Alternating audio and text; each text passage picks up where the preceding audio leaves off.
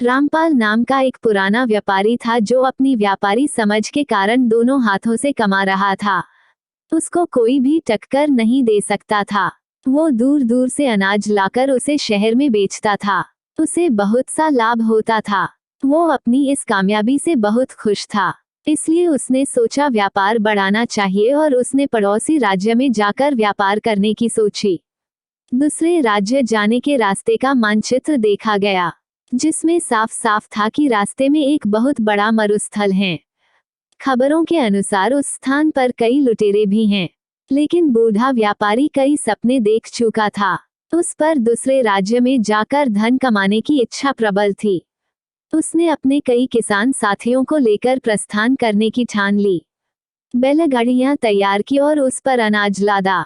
इतना सारा माल था जैसे कोई राजा की शाही सवारी हो। बूढ़े रामपाल की टोली में कई लोग थे, जिसमें जवान युवक भी थे और वृद्ध अनुभवी लोग, जो बरसों से रामपाल के साथ काम कर रहे थे।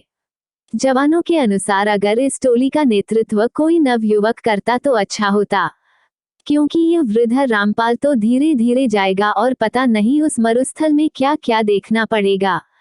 तब कुछ नौजवानों ने मिलकर अपनी अलग टोली बना ली और स्वयं का माल ले जाकर दूसरे राज्य में जाकर व्यापार करने की ठानी। रामपाल को उसके चहेते लोगों ने इस बात की सूचना दी। तब रामपाल ने कोई गंभीर प्रतिक्रिया नहीं दिखाई। उसने कहा, भाई, सबको अपना फैसला लेने का हक है।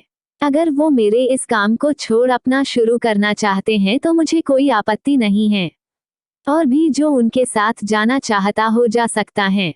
अब दो अलग व्यापारियों की टोली बन चुकी थी, जिसमें एक का नेतृत्व वृद्ध रामपाल कर रहे थे और दूसरे का नेतृत्व नवयुवक गणपत कर रहे थे। दोनों की टोली में वृद्ध एवं नौजवान दोनों सवार थे। सफर शुरू हुआ। रामपाल और गणपत अपनी अपनी टोली लेकर चल पड़े। थोड़ी दूर सब साथ साथ ही चल रहे थे कि जवानों की टोली तेजी से आगे निकल पड़ी और रामपाल और उनके साथी पीछे रह गए। रामपाल की टोली के नौजवान इस धीमी गति से बिल्कुल खुश नहीं थे और बार बार रामपाल को कोस रहे थे, कहते कि वो नौजवानों की टोली तो कब की नगर की सीमा लांघ चुकी होगी और कुछ ही दिनों में मरुस्थल भी पार कर लेगी, और हम सभी इस बूढ़े के कारण भूखे मर जाएंगे। धीरे धीरे रामपाल की टोली नगर की सीमा पार करके मरुस्थल के समीप पहुंच जाती हैं। तब रामपाल सभी से कहते हैं, यह मरुस्थल बहुत लंबा है और इसमें दूर दूर तक पानी की एक बूंद भी नहीं मिलेगी, इसलिए जितना हो सके पानी भर लो। और सबसे अहम, यह मरुस्थल लुटेरे और डाकुओं से भरा हुआ है, इसलिए हमें यहाँ का सफर बिना रुके करना होगा। साथ ही हर समय चौकन्ना रहना होगा। उन्हें मरुस्थल के पहले तक बहुत से पानी के गड्ढे मिल जाते हैं, जिससे वे बहुत सारा पानी संग्रह कर लेते हैं। तब उनमें से एक पूछता है कि इस रास्ते में पहले से ही इतने पानी के गड्ढे हैं, हमें एक भी गड्ढा तैयार नहीं करना पड़ा। तब रामपाल मूंछों पर ताव देकर बोलते हैं, इसलिए तो मैंने नवजवानों की उस टोली को आगे जाने दिया। ये सभी उन लोगों ने खुद के लिए तैयार किया होगा जिसका लाभ हम सभी को मिल रहा है। ये सुनकर कर टोली के विरोधी साथी खिंचवा जाते हैं और अन्य रामपाल के अनुभव की प्रशंसा करने लगते हैं। सभी रामपाल के कहे अनुसार बंदोबस्त करके और आराम करके आगे बढ़ते हैं। आगे बढ़ते हुए रामपाल सभी को आगाह कर देता है कि अब हम सभी मरुस्थल में प्रवेश करने वाले हैं, जहां ना तो पानी मिलेगा, ना खाने को फल और ना ही ठहरने का स्थान, और यह बहुत लंबा भी है। हमें कई दिन भी लग सकते हैं। सभी रामपाल की बात में हामी मिलाते हुए उसके पीछे हो लेते हैं। अब वे सभी मरुस्थल में प्रवेश कर चुके थे, जहां बहुत ज्यादा गर्मी थी, जैसे अलाव लिए चल रहे हो। आगे चलते चलते उन्हें सामने से कुछ लोग आते दिखाई देते हैं। वे सभी रामपाल को प्रणाम करते हैं और हाल चाल पूछते हैं। उनमें से एक कहता है, आप सभी व्यापारी लगते हो, काफी दूर से चले आ रहे हो, अगर कोई सेवा का अवसर देंगे तो हम सभी तत्पर हैं। उसकी बातें सुन रामपाल हाथ जोड़कर कह देता है कि भाई, हम सभी भले चंगे हैं, तुम्हारा धन्यवाद जो तुम सभी ने इतना सोचा। और वे अपने साथियों को लेकर आगे बढ़ जाते हैं। आगे बढ़ते ही टोली के कुछ नवयुवक फिर से रामपाल को कोसने लगते हैं कि जब वे लोग हमारी सहायता कर रहे हैं तो इस वृद्ध रामपाल को क्या परेशानी है। कुछ दूर चलने के बाद फिर से कुछ लोग सामने से आते दिखाई देते हैं जिनके वस्त्र गिले थे और वे रामपाल और उसके साथियों को कहते हैं कि आप सभी राहगीर लगते हो और इस मरुस्थल के सफर से थके लग रहे हो। अगर आप चाहो तो हम आपको पास के एक जंगल में ले चलते हैं जहां बहुत पानी और खाने को फल हैं। साथ ही अभी वहां पर तेज बारिश भी हो रही है। उसी में हम सभी भीग गए थे।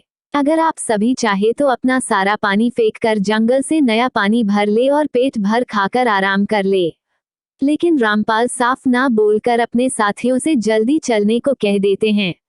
अब टोली के कई नौजवानों को रामपाल पर बहुत गुस्सा आता है और वे उसके समीप आकर अपना सारा गुस्सा निकाल देते हैं और पूछते हैं कि क्यों वे उन भले लोगों की बात नहीं सुन रहे और क्यों हम सभी पर जुल्म कर रहे हैं।